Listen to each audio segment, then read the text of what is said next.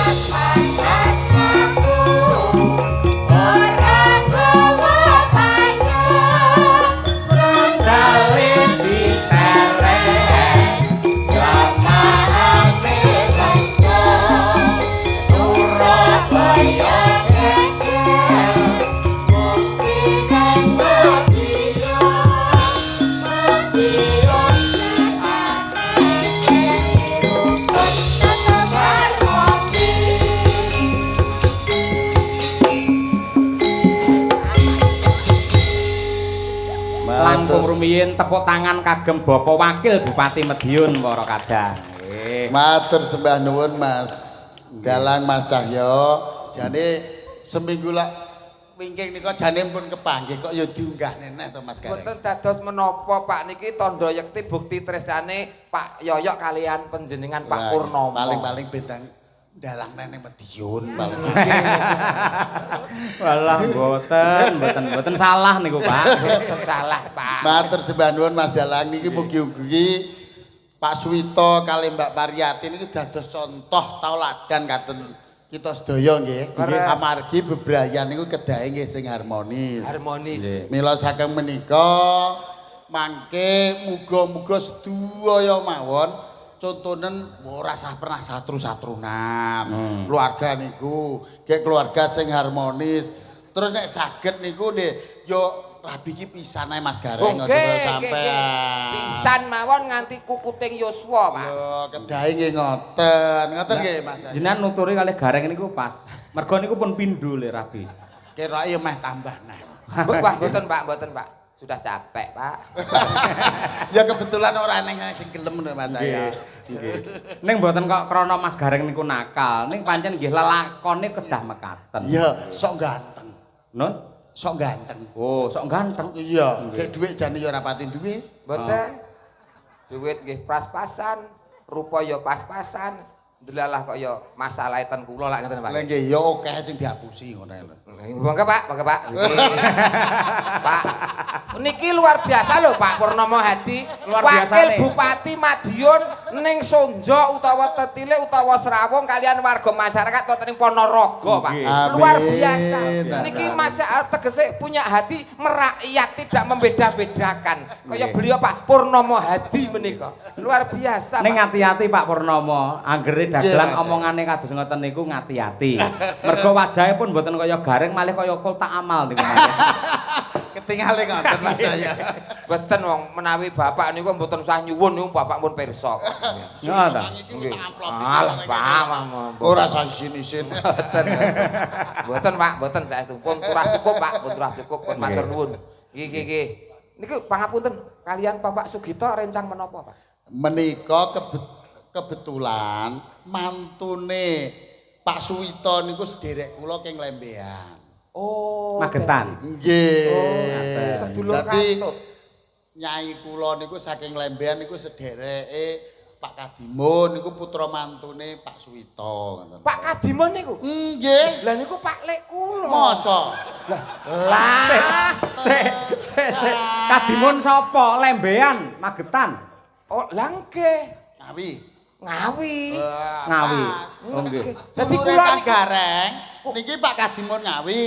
Nggih. Dulurku Pak Kadimun Lembean padha kadimune. Lah nggih, maksudnya sing saka Ngawi niku kerep dolan teng Madiun, ngoten lho Pak. Wah, wis. Sedulur dhewe, Pak. Ya wis pas. Nggih. Kula dulur kowe wong mampu kabeh, Pak. Ngono ki lho Mas saya. Nek ora wakil bupati ini ya ora didaku dulur. Ah nggih ngoten. Biasane angger piyai enten piyai pejabat ngoten nggih nyedek-nyedek ngoten. Alah napa lho dadak mboten sah pun mboten sah.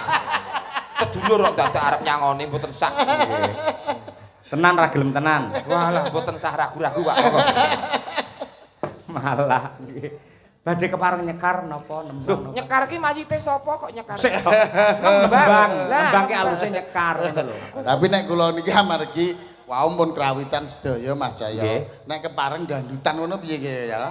Aja meneh kok ndangdut, Iya. Pak. Pak nek mung rombongan Pak Yoyok niku krawitan oke, campur sari oke, kondangdut oke, yasinan menoke kok, Pak.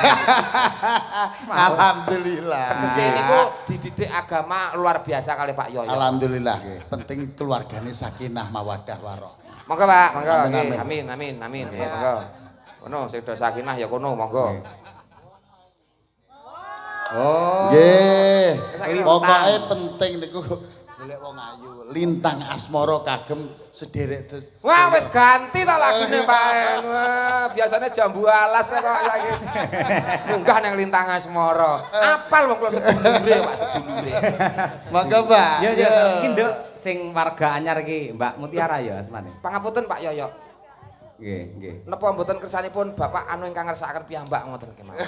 Bapak biasane kan pekewo. Oh, pekewo ya duwe. Aku nyepakne iki loro ku ya nggo awakmu tok. Lah nggih lah ya kene iya nek ora ndang-ndang ya. Ya Nduk, jumeneng.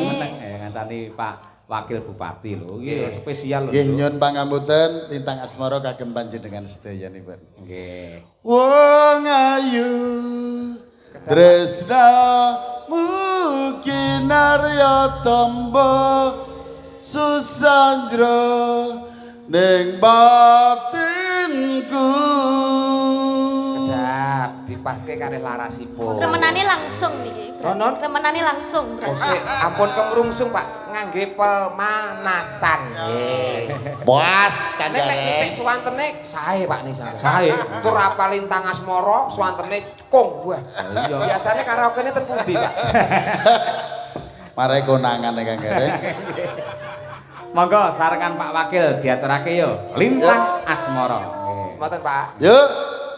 Monggo, yuk. Wong ayu tresna mukinarya tamba susanjra ning batinku. Nduk. Asli Nduk. Wong bagus antep narasa hatimu tresnaku tulus jroning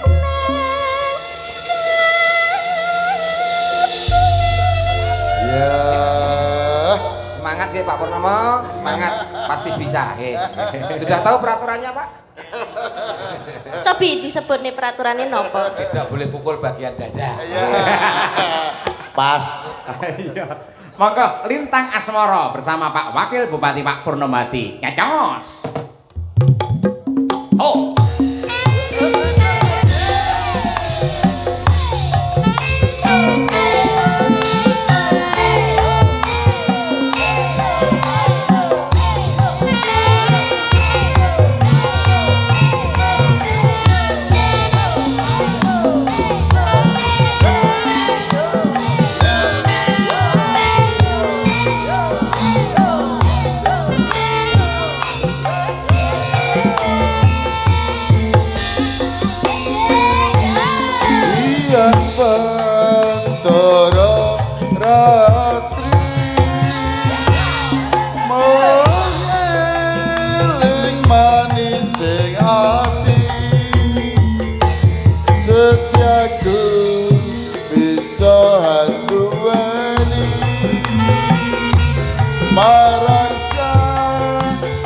Sulaksmi